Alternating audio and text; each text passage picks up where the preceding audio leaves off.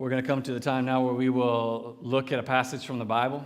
We'll talk about what it means, why it matters, and what we should do about it. So if you have a Bible, turn to the book of Ecclesiastes. Ecclesiastes chapter 11, beginning at verse 7. When you found that, would you stand together with me, and I'll read this passage for us. If you're using the Brown Pew Bible, it's on page 478. Ecclesiastes chapter 11, beginning at verse 7. Solomon writes this: "Light is sweet, and it pleases the eyes to see the sun. However many years a man may live, let him enjoy them all. But let him remember the days of darkness, for they will be many. Everything to come is Hebel. Be happy, young man, while you are young, and let your heart give you joy in the days of your youth. Follow the ways of your heart and whatever your eyes see. But know that for all these things God will bring you to judgment. So then banish anxiety from your heart. Cast off the troubles of your body, for youth and vigor are also Hebel.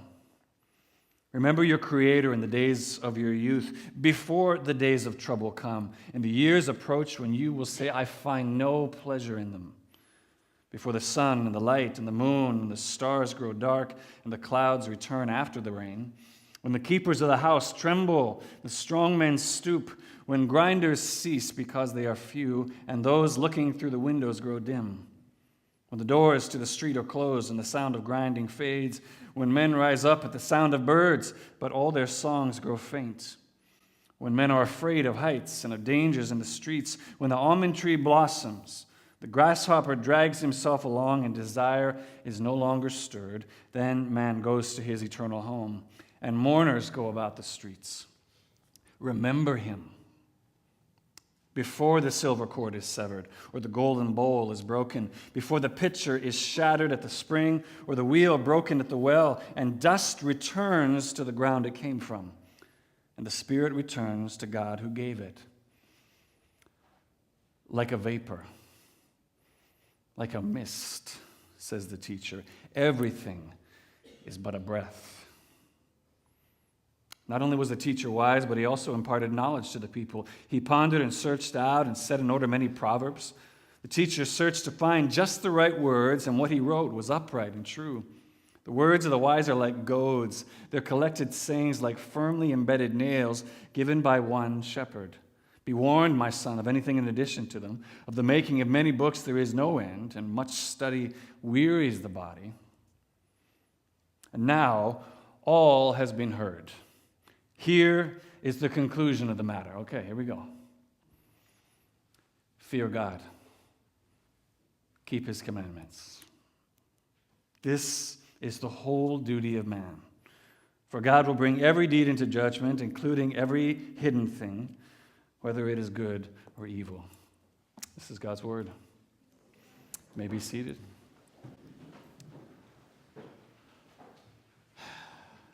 Let me pray for us, ask God's blessing now as we dig into this last passage in Ecclesiastes.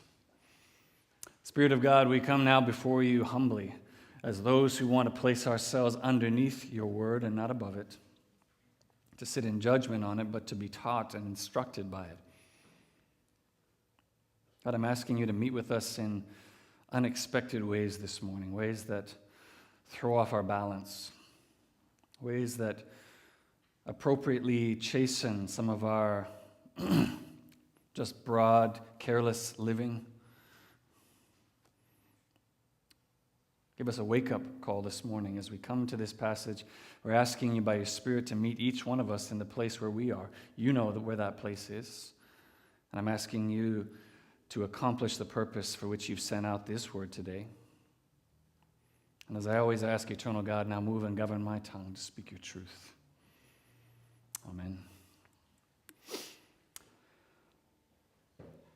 Just as honeymoons are wasted on couples with no children, so too, as the saying goes, youth is wasted on the young. And everybody over 40 in here said, amen. So says David Gibson in his book on Ecclesiastes entitled Living Life Backwards. Or maybe you're more familiar with another well-known saying that we've likely heard our parents, our grandparents say to us at some point in our lives. They've said, "You don't know how good you have it." You heard this before? Regardless of how the sentiment is stated, eventually I think we all come to see the truth of it. The reason is because when we're young, we simply have no context with which to understand how incredible the freedoms that we get to enjoy are. Mostly because we have no concept of what it would be like to live life without them. I mean, think about it. The child who breaks their shoulder and then 6 weeks later, it's just fine. Back to life as usual. They can't imagine a life where that exact same injury could take well over a year to recover from. The university student who can work till 4 in the morning to finish their paper, sleep for 2 hours, and then go to an 8 a.m. class. They can't fathom an existence where if you decide to stay up till midnight to celebrate New Year's Eve, that's going to mean your sleep patterns are now messed up until February. I can't imagine it. And in one sense, honestly, how cruel is it that we would have no deep understanding of the sweetness of youth until we're no longer able to taste it? This is undoubtedly what makes the young person look at the elderly with an expression of perhaps curiosity and confusion, and what makes the elderly person look at the young and just shake their heads. We are concluding our series this morning through the book of Ecclesiastes, a chasing after the wind, a conclusion that I know brings relief for some of you. But honestly, I find it to be quite a melancholy experience. Each time we come to this moment, I don't know what it is, for whatever reason, a sermon series for me is a little bit like what I understand fostering a child to be. You take them into your life, you experience all the joys and struggles that come as a part of them being there, and then at some point you got to give them back. Now, of course, that doesn't mean I can never read Ecclesiastes again. I know that. And yet, this time, this kind of sustained focus on this book over these last few months has been deeply meaningful to me, and I pray by God's grace that's been the case for you as well. And in our passage this morning, today, Solomon is going to offer us his final conclusions. At last, his final conclusions on everything that he's been studying for his life under the sun. He began this exploration stating his thesis that everything we see, feel, touch in this natural world is hebel. This Hebrew word translated here is meaningless, but which literally translated means mist, vapor, breath. And after all has been heard, he wants to bring us the conclusion of the matter after, I think we'd all agree, proving that thesis. But before he gives us his final conclusion, Solomon wants to just reach out and knock over one last house of cards, one last false hope that many of us look to in our lives to try to find meaning, purpose, and protection in our lives under the sun, namely youth or vitality, which, come on, I think is incredibly relevant to us here this morning, particularly living in North America, and even more particularly living in a city like Vancouver, where, along with wisdom, pleasure, and wealth, youth, wellness, beauty, they're some of the most highly prized values we have in this city, aren't they? I mean, in fact, for you to be young, healthy, and beautiful, that's almost equivalent to having all those other things, wisdom, pleasure, wealth. So before showing us where meaning and purpose in life truly can be found, Solomon wants to help loosen our grip on this last final branch, something that might offer us meaning, purpose, protection, that we all want so badly in life, but that can't actually follow through on what it's promising. So in order to understand Solomon's thought here, I want to look at our last verses in Ecclesiastes in 3 ways. We're going to talk about the sweetness of youth, the bitterness of aging, and then finally, finding wholeness in our life under the sun. Right? The sweetness of youth, the bitterness of aging, finding wholeness in our life under the sun. So if you've closed your Bibles, would you open them up again to Ecclesiastes 11, starting at verse 7 there. Follow along with me as Solomon now offers us the conclusion of the matter. So let's begin by looking at the sweetness of youth. The sweetness of youth. Look with me, first of all, at verse 7 and the beginning of verse 8. You see, he says here, light is sweet. It pleases the eyes to see the sun. However many years a man may live, let him enjoy them all. Now jump down to the beginning of verse 9. Be happy, young man, while you are young. Let your heart give you joy in the days of your youth. Follow the ways of your heart and whatever your eye sees. Now, by this stage, it shouldn't surprise us any longer that Solomon is just laying out and highlighting the pleasures and enjoyment in life that God intends for us to have in our days under the sun. Now, it doesn't mean it's any less stark for those of us who grew up in more conservative churches or those who believe that the Bible is about restricting enjoyment of our lives. But still, here, once again, Solomon is commending the enjoyment of our lives, which, according to what he's been saying throughout Ecclesiastes, comes through contented enjoyment of what God has seen fit to give us. And yet,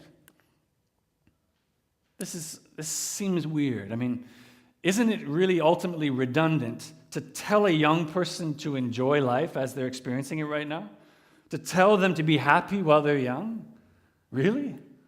I mean, when my daughters were quite a bit younger, whatever, you throw them in a ball pit, put a big bucket of Play-Doh in front of them, sand toys on the beach. I didn't have to remind them to enjoy themselves. They just did it.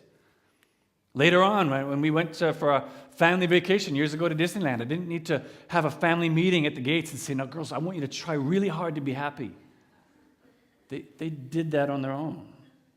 In fact, for the most part, when we look at the young and beautiful of the world, don't we pretty much presume enjoyment of life? The real surprise comes when we find a young person who isn't happy and satisfied in their life. And we're like, "What's wrong with you? You've got everything right now." That's the real surprise. The fact remains, however, the reason Solomon is commending the enjoyment of life to the young here is not primarily because he assumes they're not already doing that, but because he wants to qualify the way in which life can truly be enjoyed.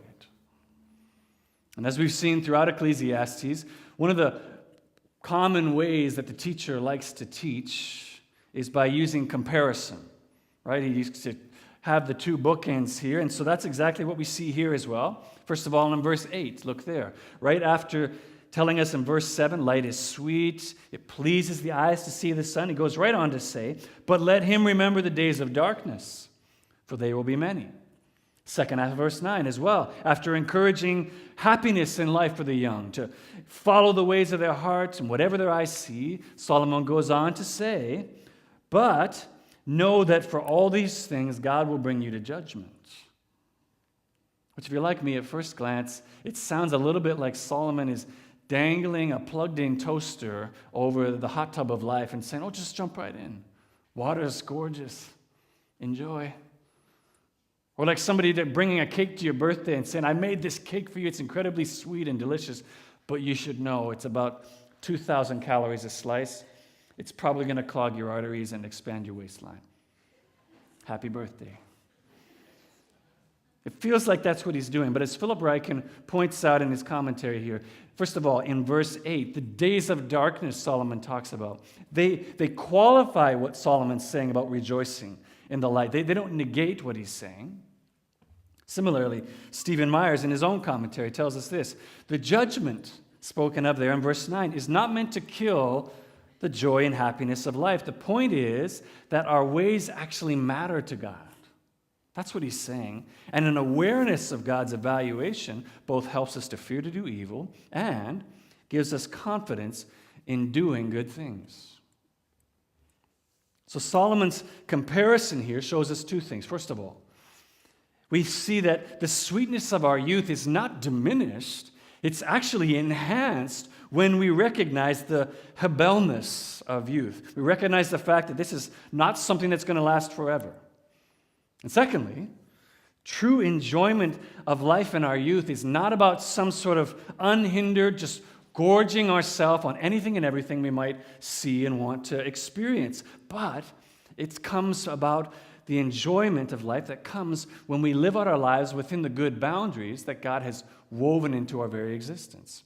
Which is very interesting because that's very opposite of what you hear, right? Don't we hear that enjoyment in life comes from throwing off the boundaries? If we could just get rid of these rules and restrictions, then I can really enjoy life. All of Ecclesiastes, what Solomon has been saying is, no, I actually did that. And I did it harder than you. I did it bigger than you. And what I've come to see is that true enjoyment in life comes actually when we live within the good boundaries that God has placed on life. That's actually how you enjoy it. And the application that Solomon offers us here in verse 10 now is pretty profound. Look there with me. Let's just read what Solomon says and then talk about it for a minute. He says, so as a result of what I've just said, banish anxiety from your heart. Cast off the troubles of your body, for youth and vigor are Hebel. Now just take a moment. Take a moment and think about your life. How many of you here this morning would be willing to admit that there are things you've done in the past, choices you made that brought anxiety or trouble into your life? Okay, we got about 6 honest people here this morning. Good. For those of you who have made such choices, if you have children of your own, if you have a younger person whose life you're speaking into right now, how many of you would want to protect them from making those same choices themselves, if you could? Probably all the same people. Yeah, we want to be like, man, I've done that. Don't go down that road. What I'm saying is that Solomon feels the exact same way when he considers his own foolish choices in life. And what he wants to do here now is to save his hearers then and today from making the same kind of foolish choices that brought anxiety and trouble into his life. He's reminding them that even the youth and vitality that they're relying on so much to protect them from all these troubles and dangers, it's also Hebel. See there again, the end of verse 10, again he says, youth and vigor, Hebel, they're meaningless. Interestingly, that Hebrew word for vigor there means either the prime of youth or darkness of hair. Youth and the darkness of hair, Hebel. That's going to be more significant in a minute here when Solomon gives us this description of the days of trouble. But think about it. The point Solomon is trying to make here, he's trying to help the young and the young at heart see that their lives under the sun can be enjoyed now. Right? He's not trying to rain on our party here. He's trying to help us to truly enjoy it to the fullest. And although there are $1 billion and $1 billion industries out there right now that would try to tell you otherwise, it doesn't matter. It doesn't matter how many Pilates classes you take. It doesn't matter how many kombucha juice cleanses you've gone through. It doesn't matter how many, kelp, petal extract, powdered deer antler lotions you moisturize with twice a day. It's not going to help. Your youth, says Solomon, is a mist. Your vitality will fail you one day, and it will not protect you from the inevitable end, and neither will either of those things protect you from experiencing the anxiety and trouble that comes when we try to live our lives like God is indifferent to our choices. He's not. Don't be fooled, says Solomon.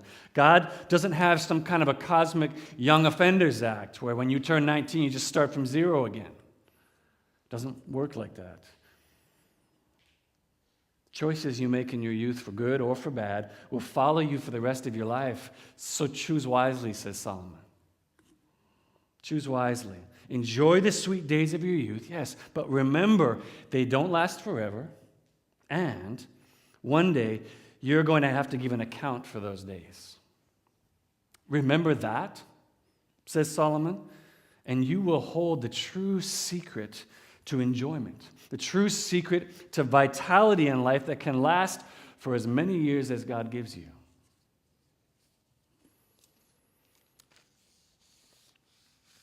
So that's the sweetness of youth. Next thing Solomon wants to show us is the bitterness of aging. The bitterness of aging. And what follows in these next 8 verses of chapter 12 is some of the most darkly beautiful poetry on the subject of aging I think I've ever read. Solomon is now a man near the end of his life, and to drive home his point about the fading, mist-like nature of youth, Solomon now describes in vivid detail, just these staggering word pictures, what the days of darkness, the days of trouble after youth look like. He wants to give us a little peek into the future. And for most of us, this is a fearful picture, right? That we can only look at with a mix of curiosity and dread. We're kind of like, oh. And I know for many of us, we've already watched our parents, we've watched our relatives, once so young and full of life, succumb to this exact same process, which is simultaneously painful to watch, but which is also fearful for us. Because we look at that, and at some point we become aware of the fact, okay, that elderly guy shuffling down the hall in the retirement home, that's going to be me someday. And we're afraid of it.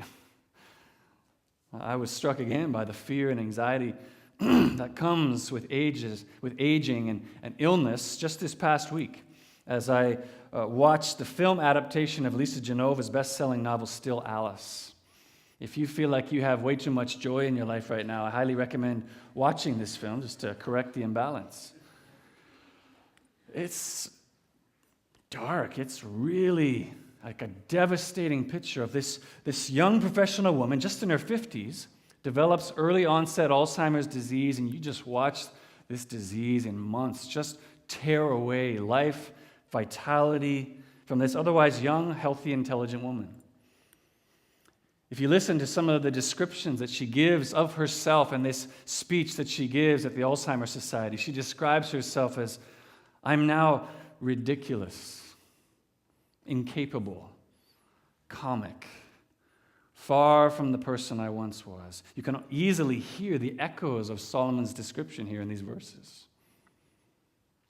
And it's little wonder, really, absent of any firm belief in God or a life after this one, why much of the Western world today seeks to avoid the aging process that Solomon describes here, seeks to avoid the loss of youth and vitality that Lisa Genova's book describes. We just want to avoid that and ignore it with every fiber of our being, with every resource we have available to us. We don't want to look at it, even though we all know it's coming.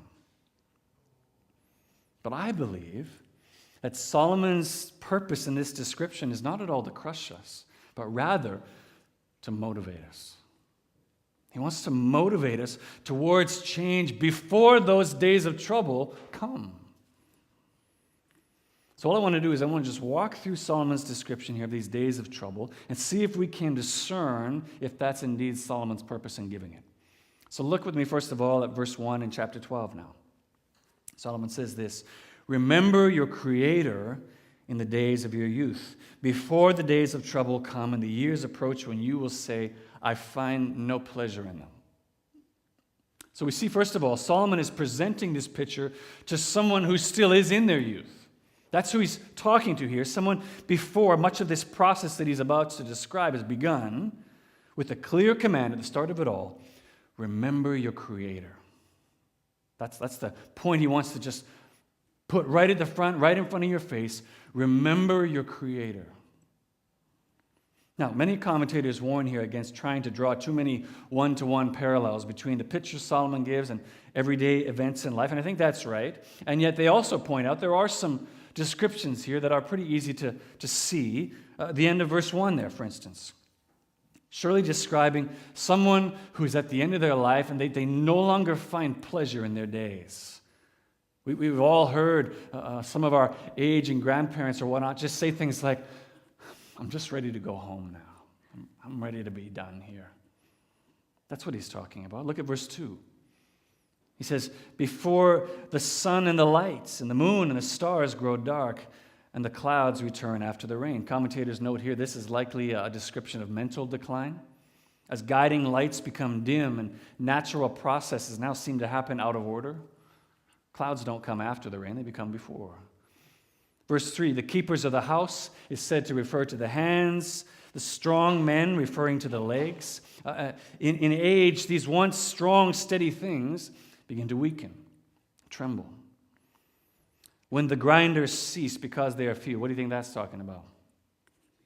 Teeth. Verse 4, when men rise up to the sound of birds, their songs grow faint, is referring to the way sleep becomes harder and harder to come by as we age, and the diminished capacity to hear. Beginning of verse 5, that reference to the blossoming of the almond tree. That's a reference to the fact that when an almond tree begins to blossom, it has these white flowers that show up. So it's a reference to hair. It's talking about how the hair changes color, which also shows us the contrast of why Solomon would say that the darkness of hair in youth is fleeting. It will go away. The grasshopper drags himself along. That's a reference to declining physical energy. Desire is no longer being stirred, refers lastly to sexual desire. And finally, the last part of verse 5, you see all comes to an end, and Solomon writes, then man goes to his eternal home. The mourners go about the streets. Now you see in verse 6 here, he repeats the call again. That's how we can tell this is significant. He says to the young person again, that command to remember your Creator. He says, remember Him. Remember Him. And then the call is to do so before the aging process finally reaches its end and life comes to its completion. Again, this is beautiful poetry, ultimately describing created things that no longer function anymore like they were designed to. Of course, as a picture of the end of life itself. Look at what he says here.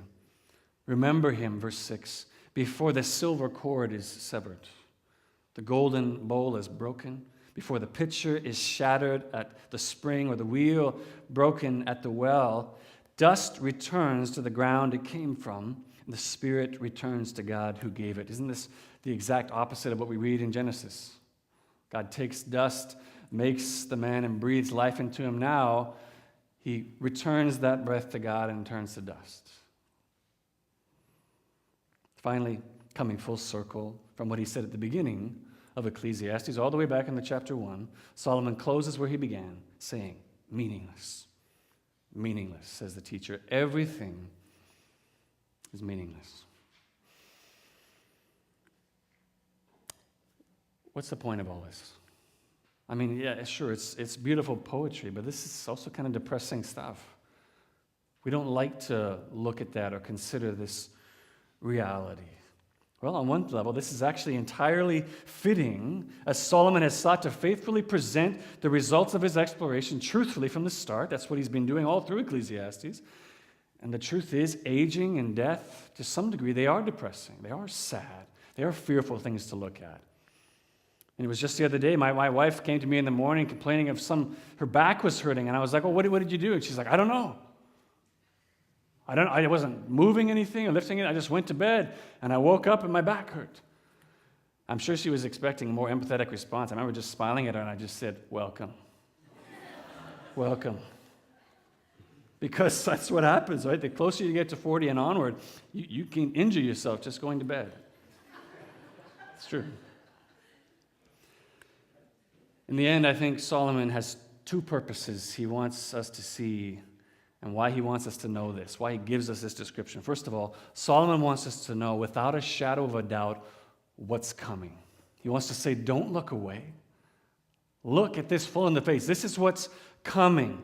He wants us to know without a shadow of a doubt, like a faithful friend or researcher, Solomon wants to warn us that whatever protection we think we have from youth and vitality, it's an illusion. The bitter aging process that he describes so vividly here is coming for us all. You're not going to escape it. Secondly, the second reason centers around Solomon's repeated command there to remember your Creator. It's remember your Creator. In his commentary on this passage, Derek Kidner states this: for our part, to remember is no perfunctory or purely mental act. It is to drop our pretense of self-sufficiency, to submit ourselves to Him. That's what it means to remember your Creator. But we must remember Solomon's command is to remember our Creator in our youth. Remember it now before the days of trouble come. And here again is that motivation. Motivation for behavioral, attitudinal change. That's where that comes in. Again, Derek Kidner writes in his passage, so it is in youth, not age, that these inexorable facts are best confronted. when they can still drive us to action. As I said, I believe Solomon's entire purpose in this description of the bitterness of aging is not to depress us, it's not to discourage us, but to motivate us while we still have our youthful energy to consider the brevity of life. Consider our steps more carefully in light of the fact that God sees them and will bring every one of them into judgment one day. To consider the inevitable bitterness of aging and say, okay, look at it in the face and say, okay, if that's the end that's truly coming, what needs to change about the way I'm living my life right now?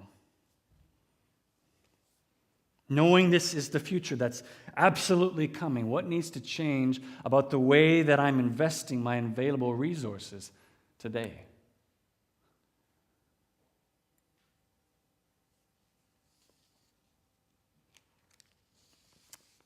We've considered the sweetness of youth, the bitterness of age, and the last thing Solomon shows us here is finding wholeness in our life under the sun. Finding wholeness in our life under the sun. Now, this is the end that Solomon has been building to, the crescendo through the whole book of Ecclesiastes, and it's also the purpose behind his contrasted pictures of youth and aging. Verse 9 through 11, if you look there, this gives us a deeper picture into the life and purpose behind Solomon's writing overall. Much of the stuff that he had written, things like this book as well, but also books like Proverbs, Song of Songs, all of his collected sayings, as well as verse 11 in particular there, showing us the connection between the wise goading words of Solomon and their ultimate fulfillment of Solomon and his reign in Jesus himself. See how he talks about given by one shepherd. Referring, I think, to Jesus himself, looking ahead, who is our true shepherd king. Jesus, who said of himself in Matthew chapter 12, listen. He said, "The man of Nineveh will stand up at the judgment with this generation and condemn it, for they repented at the preaching of Jonah, and now one greater than Jonah is here." Verse 42, "The queen of the south will arise at the judgment with this generation and condemn it, for she came from the ends of the earth to listen to Solomon's wisdom, and now one greater than Solomon is here." Jesus is the true and better Solomon. He is the ultimate fulfillment of what Solomon, even for all his wisdom, could never be, could never do, could never give. He is our one true shepherd. But I want to focus our time in this point on the last two verses, verse 13 and 14 in particular, as Solomon states explicitly what he says is the conclusion of the matter. Now that all has been heard, look with me there, verse 13 and 14. He says, "Now all has been heard. Here is the conclusion of the matter. Fear God, keep his commandments, for this is the whole duty of man. For God will bring every deed into judgment, including every hidden thing, whether it is good or evil." Now, the brackets of Solomon's stated thesis that he gave at the beginning of the book and now at the end, what literary scholars call the inclusio, when you put two really strong statements on either end, it means I want to refer to everything in the middle. He means what he's talking about when he says all that is heard. He's referring to his entire lifelong study of everything under the sun, which he's chronicled in this book, and which is now bookended on both sides with his thesis, everything is about. This is what he means when he says, all has been heard. We've laid out all the evidence before you. But when you get to his conclusion, when you get to the crescendo, I mean, it seems pretty anticlimactic, doesn't it? He's done this lifelong study, and he gets to the end, and he just says, "Fear God, keep his commandments." And we're thinking, really? Like that's it? That's what you got at the end of that? That was not what I was hoping for. The weight, the true weight, though, of what Solomon offers to us here, it comes if we just look a little bit deeper into what he's written. So let's do that here. First clue is to note, as we saw all the way back in chapter 7, look at those little square brackets in verse 13 under the word duty. Do you see those two little brackets like that? Again, this is a translator's note that word duty doesn't actually appear in the original Hebrew text. So already this tells us something. Okay? What this means is that the second half of verse 13 actually reads, "Fear God and keep his commandments, for this is the whole of man." Or this is the wholeness of man. It means what Solomon is describing for us here in the simplest, most basic of terms is how we find true wholeness in our lives under the sun that God intended for us to experience. This is how we find it.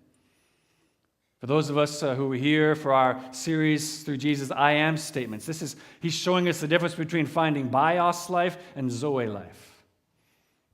Regular existence and life as God intended for us to experience. This is how we get it. So how do we find it? First of all, fear God. Fear God, which sounds a whole lot like what Solomon said previously in Proverbs 9:10. The fear of the Lord is the beginning of wisdom. The first thing we do, fear God. Now there's no question, I think, when we consider the size, the power of our Creator God, and compare with our tiny, finite existence, that there should be a measure of genuine fear coming into his presence. It's going to be like, wow, particularly considering what he goes on to say in verse 14 about how God will bring every deed into judgment. There should be a healthy fear when we think about that. But for the one here this morning who has come into relationship, a restored relationship with this God through the work of Jesus and his death and resurrection on our behalf, we know that now that very same fear of God is transformed. It's transformed from a feeling of terror into now one of reverence and awe.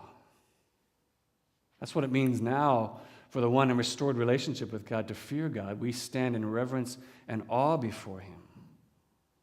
For while judgment by a holy God should instill fear into all of us, the hopeful message of the gospel is that in Jesus, our rightful punishment for sin was taken and paid for by him in his death on the cross. Stephen Myers notes this: fearing God, paradoxically, is the way to live without fear. For all of our anxieties about a life we cannot predict or control are now banished before a God who controls it all. And then, it's out of that humble reverence and awe of our redeeming God that we're led to the second way we find true wholeness in life, keeping his commandments. Keep his commandments. Now, I know for many people, even if you have faith in God, that sounds more threatening than joyful.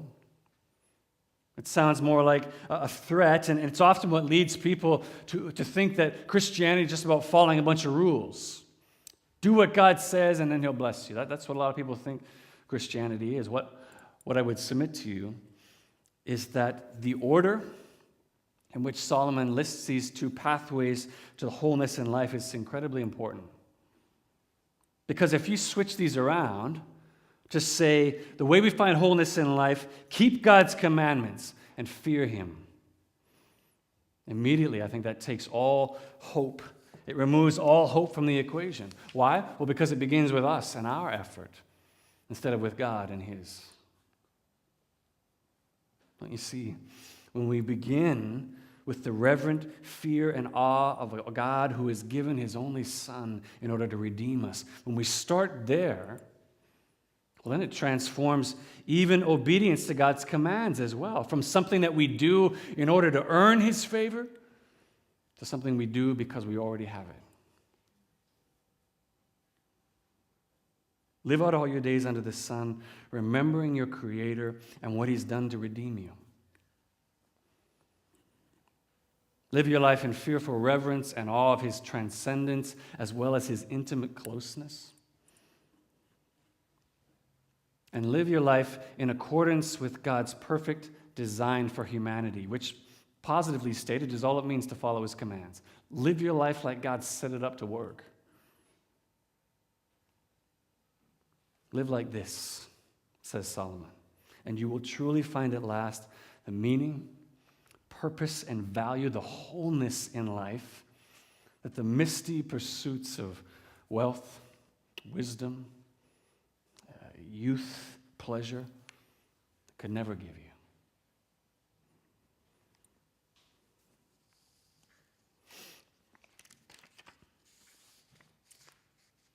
where does that leave us? Where does that leave us as we turn out the lights and close the doors on Ecclesiastes now? If you've been around for any part of this series, or even if it's your first Sunday here today with us, you know now the bookends on either end of Ecclesiastes are the teacher's plaintive cry, meaningless. Habel, everything is like a mist, and everything included inside those brackets is sought to prove that thesis. This is the world we live in, says Solomon. It's all a mist. It's all passing away. It won't offer you what you think it will if you put your efforts into pursuing these things. It can't give you what you hope it will. But wherever you're at in your relationship with the Creator this morning, whether you're pressing in or maybe still on the outside looking in, I hope our time in Ecclesiastes has caused you to question some things in light of this reality, in light of the mist-like nature of this world we live in. I hope it's challenged you to look more deeply under the surface of some of the pursuits of your life, to ask yourself whether or not I'm really pursuing things that are lasting in life, or whether I'm simply chasing the wind, trying to find purpose and meaning in life and temporary, fleeting things that can't offer it. I hope it's also caused you to look at your life differently, to consider the truth that James reiterates in the New Testament when he says, all of our lives are but a mist. It appears for a little while and then vanishes. That's our whole life.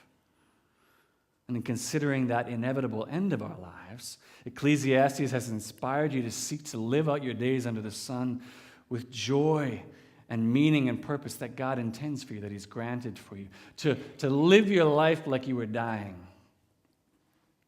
Quote Tim McGraw as we started out this whole series. I hope it's helped you to do that, to think of your life that way, and to start with the end to help you live life better now. For we have but one hope to find this wholeness that we're all seeking in the face of that inevitable end. And it's in living out our finite, misty days in reverence of and in reference to the one who defeated death for all time in His death and resurrection. As the Apostle Paul says in 1 Corinthians 15, listen, when the perishable, that is, that which is Habel, puts on the imperishable, that is, our new life in Christ, and the mortal puts on immortality, then shall come to pass the saying that is written, death is swallowed up in victory. The bitter, inevitable end that was fearful that awaited us all is now swallowed up and eradicated in the death of Jesus. And he says, therefore, my beloved, be steadfast and immovable, always abounding in the work of the Lord, knowing that now, because of Jesus, your labor is not Habel.